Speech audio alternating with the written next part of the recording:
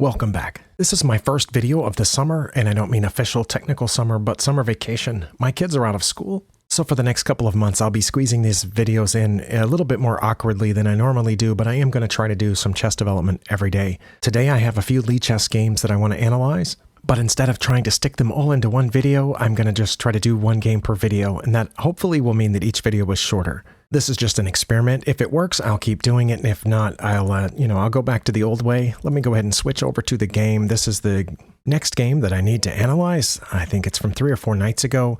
I blundered on the next turn playing with the white pieces. I think it's obvious here. This is an elementary blunder. My opponent gave me a piece, and I should have just taken it. I'm pretty sure is what this is going to say. Yes. But I didn't.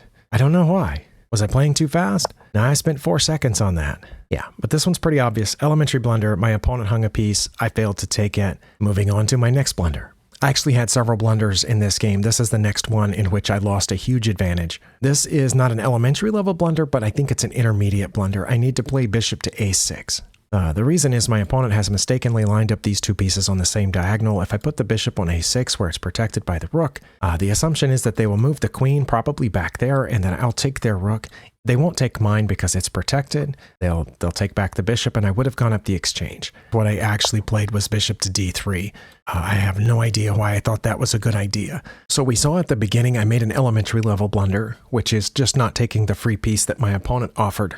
And then my second one that I looked at was an intermediate level blunder where I missed a simple tactic to skewer the rook through the queen. This one I think might be an advanced blunder because the only move that maintains 0+0 is bishop to c4. Now I obviously knew that my bishop was in danger and there's not that many places I can put it. e8's guarded by the rook, d7's guarded by the rook, c6 is protected by the knight, where it is protected by the attacked by the knight. If I slide back to a4, I assume they'll pin it with the rook, and I think the same thing is true for a6. So I think all those are bad. It's obvious why all those are bad. So that leaves this diagonal over here. c4 looks okay because the knight can't get it there, but d3 has the same thing. The knight can't get it on d3 either, or coming all the way back to the king. Now, I don't want to put it on e2 because the knight could get it there with check, although I guess I could take back, so I'm not sure really what's wrong with that one either. But c4 is the only good move, and I don't understand that. I assume it's a positional thing, but I played bishop to d3,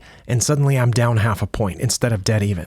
My opponent's absolute best move here is king to f8. Now, they spent quite a while figuring that out. As you can see on their clock usage, they spent nearly a minute deciding to play king to f8, and now my best move is bishop to c4. And I still don't know why. Just for a second, I thought it might be because they can check me and then win the bishop with their rook, but the bishop's protected here by the knight, which is one of the reasons I chose that square. I still don't get c4, so if any of you do understand that, let me know. The really interesting thing about this game, for me anyway, was at the very end, right here, after I moved my rook over, I'm still pinning this pawn to their king, but they're protecting it. And they can check me, and it's my opponent's turn. They just abandoned the game here with 4.5 minutes left on their clock. And I won, even though I was pretty sure I was behind, and Stockfish says yes, my opponent is up -5 here. But my opponent looked at the position for just a little bit and then left. Now, as always, when your opponent leaves the game, I never know if their internet disconnected, or if at that point they got mugged and somebody took their phone, or their battery died. I have no idea. But they left the game and I won.